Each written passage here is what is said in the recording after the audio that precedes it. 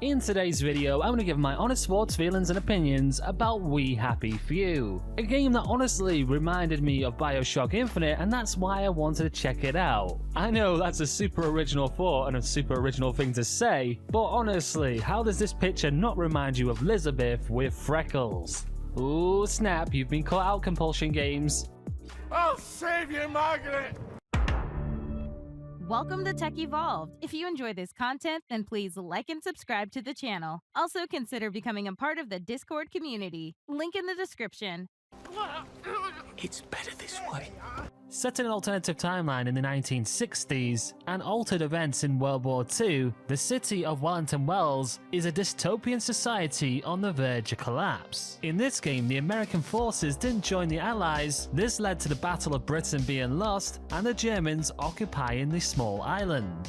In order to get their independence back, the citizens of Wellington had to do something bad. Something that was so trauma-inducing, brought a lot of guilt to the community, and also made them all suffer with depression. This led to the creation of the drug that is also implemented within the game mechanics called Joy. Because of the city's isolation, it also advanced in terms of technology. Advancements in portable batteries, weapons, and also security. By the time the player takes control and starts their journey, Joy has already created a lot of issues. Not only because of the negative side effects, including memory loss, also loss of appetite, as well as hallucinations, not to mention making the user more acceptable to manipulation, which is actually spread out throughout this world as you will explore it, in terms of propaganda, but also because of bad batches of the drug being released, creating a division between the population, because some citizens actually have a tolerance to the drug. Those who had the tolerance were cast out, and the city went into somewhat of a lockdown.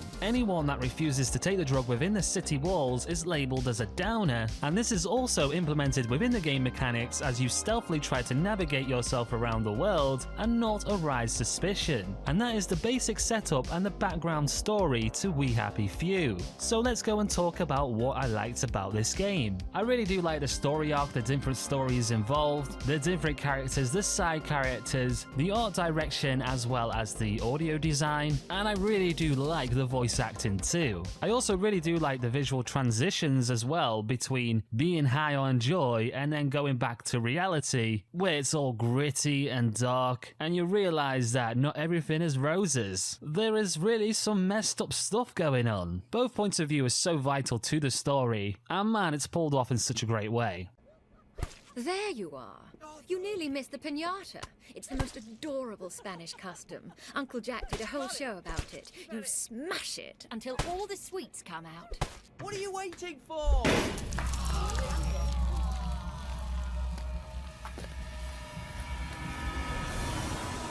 One of my main worries going into this game was the visual glitches, because even before going into it I heard rumours about the glitches. However, I don't think I've faced as many glitches as everyone else. This is probably due to the time that I'm actually looking at it, as they may have patched out a few of them. However, I did in fact actually come across a few game breaking glitches, and this really did impact the stealth elements to the game, which is actually quite a large portion of the gameplay. And this did in fact actually hurt my overall experience.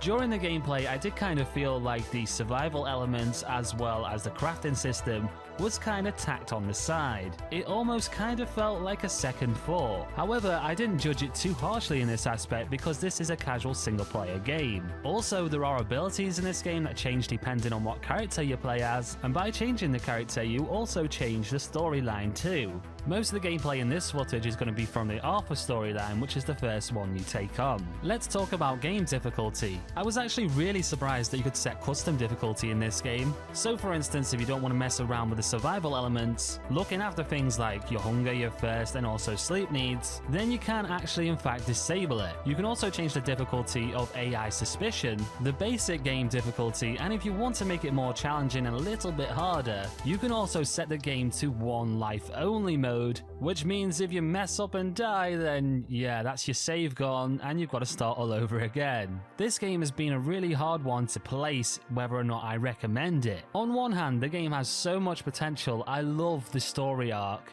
I love the voice acting and the characters in the world, the background details that you do get. Characters do actually feel quite full. The game has a lot of charm. We Happy Few also tries to add some replayability in the way that it has all these systems, along with alternative game modes such as Sandbox. But for me, it just depends how much you actually enjoy the story and the story elements to how much replayability you will get, because I don't believe the gameplay is good enough really to carry it through multiple playthroughs. I'm going to be super honest with you and just say, well, I'm glad that I bought it on sale, and that's what I'd recommend you to do if you do want to experience We Happy Few.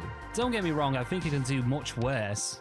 However, the gameplay just doesn't live up to the same standards as the rest of the game. Anyway, I think that's going to do it for the video. If you liked today's video, then please give it a like. If you're new to the channel, then please subscribe to it. If you have any thoughts on We Happy Few, then comment down below. If you've got any questions about the game, then please don't be afraid to ask. But anyway, with that said, I've been Jaguar from Tech Evolved, and I will see you in the next video.